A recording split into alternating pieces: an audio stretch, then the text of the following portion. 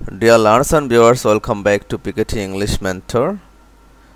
আজকে আমরা এসএসসি পরীক্ষায় 2020 সালে রাজশাহী বোর্ডে এসেছে টেক কোয়েশনের সেই বোর্ড কোয়েশনটি সমাধান করব।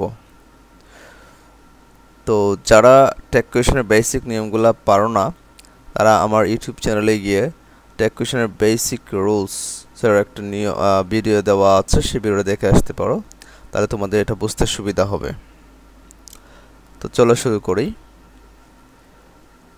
তো এই নাম্বারে আছে you surely fail if you fail to plan.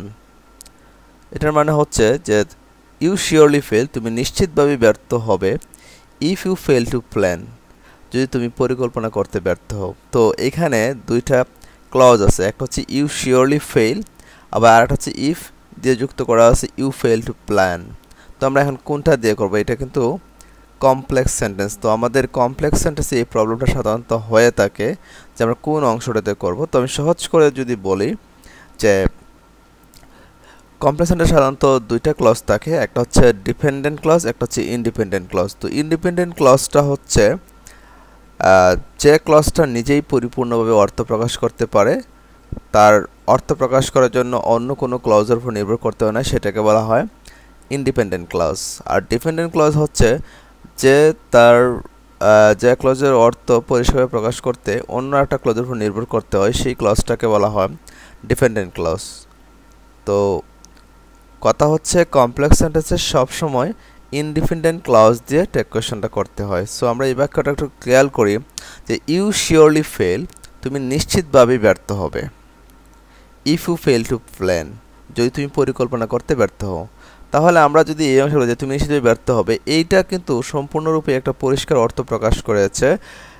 এটার জন্য অন্য কোনো ক্লজের উপর নির্ভর করতে হয় না যে তার অর্থটা পরিষ্কার করার জন্য। বাট আমরা যদি এই অংশটা দেখি যে if you fail to plan, যে যদি তুমি পরিকল্পনা করতে ব্যর্থ হও, তাহলে কিন্তু কথাটা ক্লিয়ার হয় না, মানে আরও কিছু বলার বাকি থাকে বা আরও কিছু শোনার থাকে। সো এটা হচ্ছে ডিপেন্ডেন্ট ক্লজ, কারণ এটা পরিপূর্ণভাবে সম্পূর্ণ অর্থ প্রকাশ করতে পারতেছে না বা পরিষ্কার কোনো অর্থ প্রকাশ করতে পারতেছে না। সো এটা তার অর্থটা পরিষ্কার করার জন্য সে এই ক্লজটার উপর নির্ভর করে। সো এটা হচ্ছে ডিপেন্ডেন্ট ক্লজ, যে if you fail to plan. So এটাতে করা যাবে না। এখানে ইন্ডিপেন্ডেন্ট ক্লজ হচ্ছে ইউ শিওরলি ফেল। তো ইউ শিওরলি ফেল দিয়ে আমাদেরকে টেক কোয়েশনটা করতে হবে। তো এখানে আমরা জানি যে সাবজেক্ট হচ্ছে ইউ, তো ইউ থেকে ইউই হবে। আর শিওরলি হচ্ছে একটা অ্যাডভার্ব। তো আমরা জানি বাক্যের মধ্যে কোনো অ্যাডভার্ব থাকলে আমরা এটা হিসেব করব না, আমাদের দরকার হচ্ছে সাবজেক্ট আর হচ্ছে ভার্ব, হয় অক্সিলারি ভার্ব না হয় মেইন ভার্ব। সো এখানে শিওরলি অ্যাডভার্ব, সো এটা আমাদের দরকার নেই। শিওরলি মানে হচ্ছে নিশ্চিতভাবে। তারপরে আসি ফেল, ফেল মানে ব্যর্থ হওয়া। তো এখন ফেল হচ্ছে মেইন ভার্ব, বি1 এ আছে। তো আমরা জানি যে কোনো বাক্যে যদি অক্সিলারি ভার্ব না থাকে, মেইন ভার্ব থাকে, তাহলে কিন্তু ডু ডাজ ডিড দিয়ে টেক কোয়েশন করতে হয়।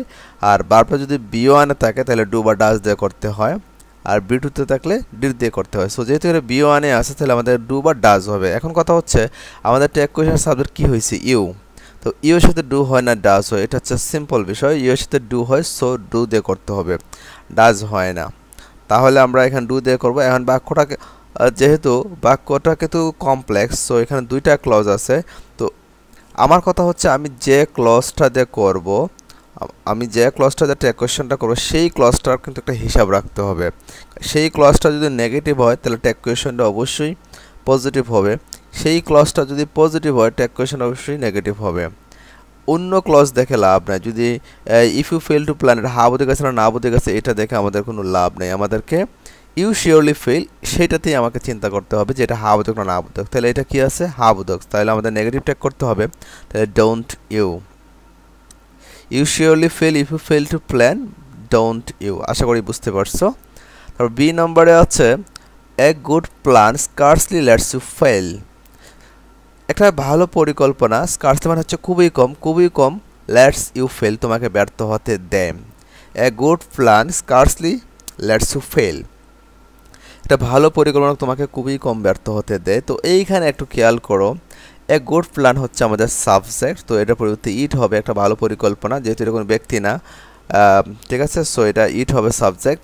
আর স্কার্সলি অ্যাডভার্ব, ঠিক আছে, কিন্তু এটা অর্থ হচ্ছে খুবই কম। সো এটা আমরা জানি যে আমাদের একটা নিয়ম ছিল যে কিছু নেগেটিভ ওয়ার্ড আছে আর মধ্যে স্কার্সলি শব্দটা আছে। সো স্কার্সলি যদিও এটা দেখতে বোঝা যায় না যে এটা নেগেটিভ, বাট এটা কিন্তু নেগেটিভ। তো নেগেটিভ শব্দের আমি কিছু লিস্ট করে দিয়েছি আমার টেক কোয়েশনের বেসিক নিয়মগুলোতে। সো সেই জন্যই বলতেছি, যদি কেউ টেক কোয়েশনের বেসিক নিয়মগুলো পড়ো নাই তাহলে তারা আমার ওই ভিডিওটা দেখে আসতে পারো, তাহলে তোমাদের এই প্রবলেমগুলো কোনো প্রবলেমই মনে হবে না, তোমরা 5-এর 5 পাবা, ঠিক আছে, টেক কোয়েশনে। সো স্কার্সলি কিন্তু অ্যাডভার্ব, বাট এটা নেগেটিভ শব্দ। সো এই বাক্যটাকে আমরা নেগেটিভ ধরতে হবে। আর এখানে আছে লেটস, মানে বারবার সাথে আছে, তাহলে বি1 এ আছে। তো বি1 তাহলে ডু বা ডাজ দিয়ে আমাদের টেক কোয়েশন করতে হয়, যেহেতু এখানে অক্সিলিয়ারি ভার্ব নাই, তাহলে আমাদেরকে ডু বা ডাজ দিয়ে টেক কোয়েশনটা করতে হবে। তো এ গুড প্ল্যানের পরিবর্তে সাবজেক্ট আমাদের টেক কোয়েশন কি হয়েছে? ইট। সবসময় মনে রাখতে হবে যে বাক্যের সাবজেক্ট যাই থাকুক, টেক কোয়েশনের সাবজেক্ট কিন্তু অল টাইম প্রোনাউন ইউজ করতে হয়। সো এ গুড প্ল্যানের পরিবর্তে সাবজেক্ট হবে ইট। ইট হচ্ছে ইহার প্রোনাউন। তো এর সাথে ডু হয় না ডাজ হয়? ডাজ, তাহলে ডাজ দিয়ে করতে হবে। আর যেহেতু বাক্যটা নেগেটিভ, সো এটাকে ডাজ ইট দিয়ে করতে হবে, ঠিক আছে। তাহলে কি দাঁড়ালো? A good plan scarcely lets you fail, does it. C number আছে great people could do nothing without a plan of action. বলছে যে মহান ব্যক্তিরা কিছুই করতে পারতো না কাজের পরিকল্পনা ছাড়া। কাজের একটা পরিকল্পনা ছাড়া কিছুই করতে পারতো না, এটা হচ্ছে আমাদের মূল বাক্য। সো এটা থেকে আমাদের টেক কোয়েশন করতে হবে। তো গ্রেট পিপল, মহান ব্যক্তিরা, মানে এটা প্লুরাল। তো আমরা জানি যে প্লুরাল কোনো সাবজেক্ট হইলেই টেক কোয়েশনে সাবজেক্ট দে হয়ে যায়, তাহলে দে। আর যেহেতু কুড এখানে অক্সিলারি ব্যবস্থা কুড দিয়ে করতে হবে, আর যেহেতু বাক্যটা কুড নাথিং নেগেটিভ আছে, সো পজিটিভ টেক করতে হবে। তো কুড দে, কুডন্ট দে প্রশ্নই ওঠে না, তো কুড দে, ঠিক আছে। Future also dare not fail a well planned effort. ভবিষ্যৎ সাহস করে না ব্যর্থ করতে একটা সুপরিকল্পিত প্রচেষ্টাকে।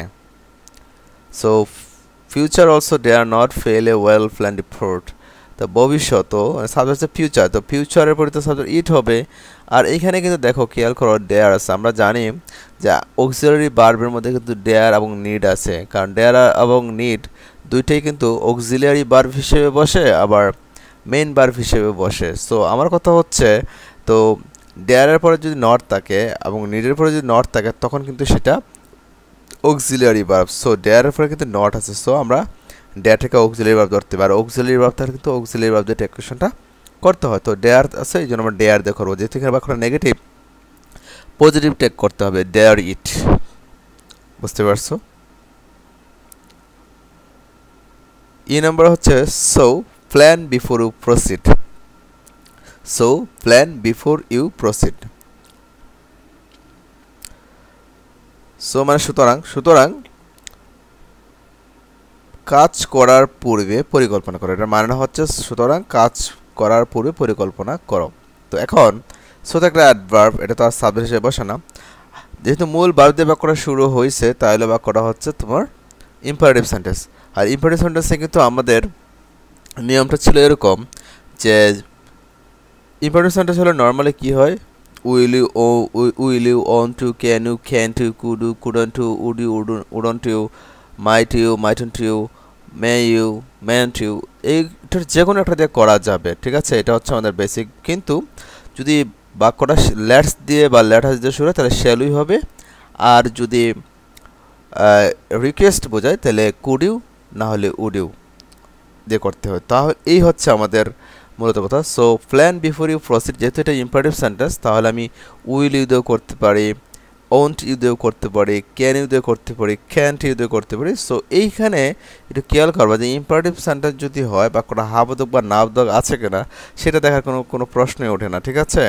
সো এটার অনেকগুলো উত্তর হতে পারে, যে উইল ইউ দিলেও হবে, ওন্ট ইউ দিলেও হবে, ক্যান্ট ইউ দিলেও হবে, ক্যান ইউ দিলেও হবে, কুড ইউ দিলেও হবে, কুডন্ট ইউ দিলেও হবে। তোমার যা ইচ্ছা তুমি তাই দিতে পারো, ঠিক আছে। সো আশা করি ভিডিওটি ভালো লেগেছে।